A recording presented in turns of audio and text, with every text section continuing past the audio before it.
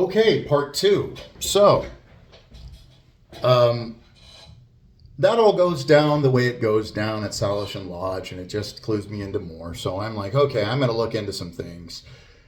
I also witnessed Melissa Unger lying directly to the board members at a subsequent meeting when she said, oh, we can't know what the constituent members of our mutual funds are. Now, I've worked in the financial services industry doing audits, so I know this is a flat out lie, and I correct her right there. And I say, I'm gonna get that stuff, which, by the way, was pulling teeth to get from our investment advisors. And she interfered quite a bit with that process, but I did get it eventually. So just to show that she was misleading the board even then. Yeah, so I'm trying to implement some procedures and trying to do some interviews so that I can do enough auditing to sign off on the LM2 that was coming up. While I was communicating with the CFO, trying to do my job, I noticed that anytime I sent her anything, it would basically go through Melissa Unger or Siobhan Martin first, and they would then color the tenor of the timbre of the whole situation, the whole conversation.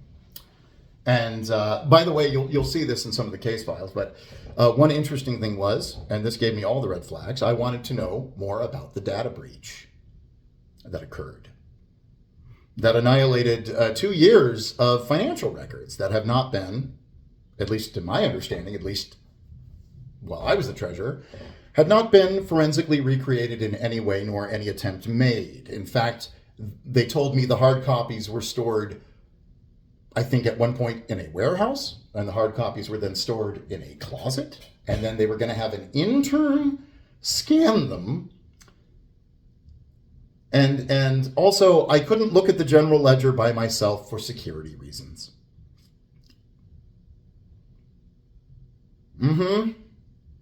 So any of you with any auditing background, or any of you who might be treasurers yourself, oh, really? I can't look at the general ledger. I can't do year-over-year analysis. I can't do any of my own kind of substantive work. Oh, okay. Where are your related parties flowcharts? Oh, they don't exist. When was the last time you updated the prohibited vendors list? Oh, it hasn't been touched for 5 years straight. Oh, okay. I need to get position descriptions. Why do you need position descriptions? We're very busy. Okay, I'm just trying to audit and make sure that those are accurate on the LM2. I also would like to see, payroll and make sure, no. Nothing like that. Mind you, the CFO was perfectly willing to, through a small Zoom video, navigate from her office my requests for any kind of line item. Now, any of you who actually do audits for a living will know that this is stupid and does not rise to the level of substantive analysis, okay? Certainly not independence with her looming over you and controlling what I get to look at any point. So I just flat out rejected that. I'm not going to give like a piecemeal and sign my name on anything, okay? Now, one thing I can do, because I'm like, oh wow, they're denying me access to anything that could essentially reveal some kind of malfeasance. That's not a good thing to be doing, not a good look. So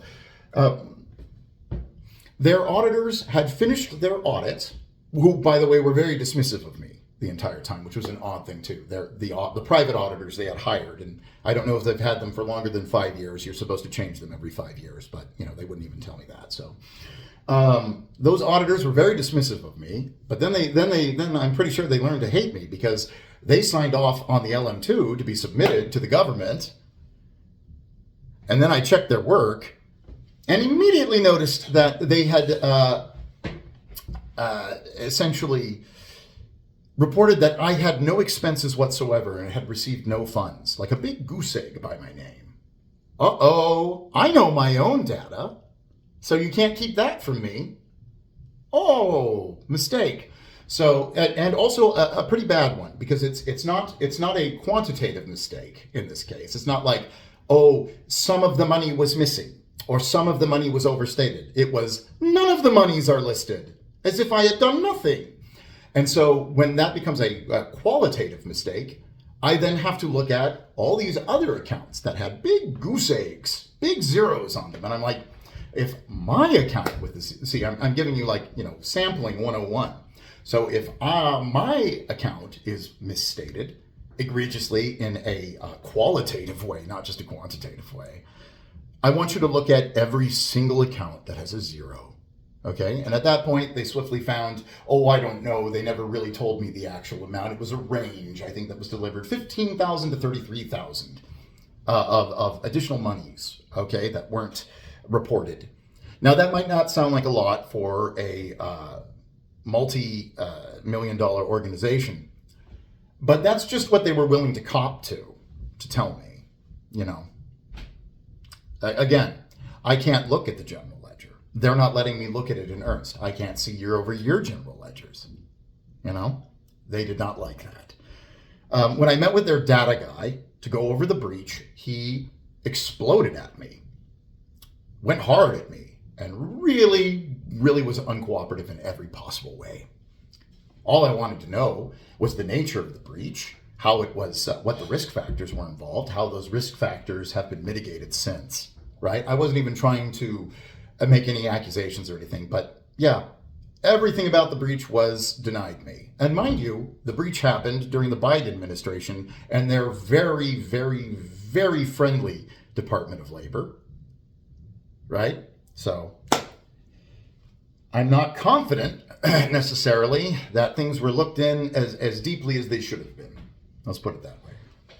With that, especially after that kind of behavior. And mind you, I'm even reaching out to leadership, pointing out like, hey, he wrote this email.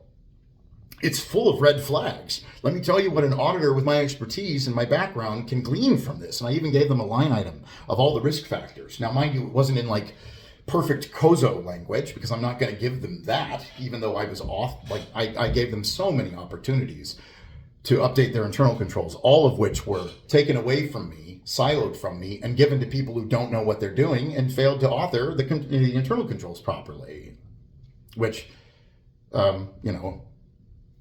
is kind of why the Ibrahim Koulibaly situation happened, where they put whiteface on him and released that as like a communication and evidenced that, basically causing the union to suffer a risk factor of a multi-million-dollar lawsuit, and this happened well after, and I pointed out, where were the internal controls? They didn't have any. They were trying to show, oh, we have them now, in response to that, whereas I was, many, many, many, many months ago trying to do that, fix that. So we have a lot of factors here that are just building risk after risk after risk. And then eventually, Ibrahim himself told me flat out, they're trying to get rid of you, Tom.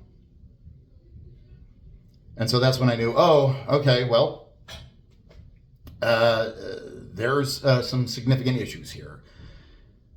I'm going to have to stand up to it. And so, since I knew that they were trying to get rid of me, and I had observed so many irregularities and still had not been able to see the general ledgers independently to be able to conduct at least like some sort of horizontal analysis from one quarter to another, much less the multi-year analysis I wish to conduct on behalf of the members.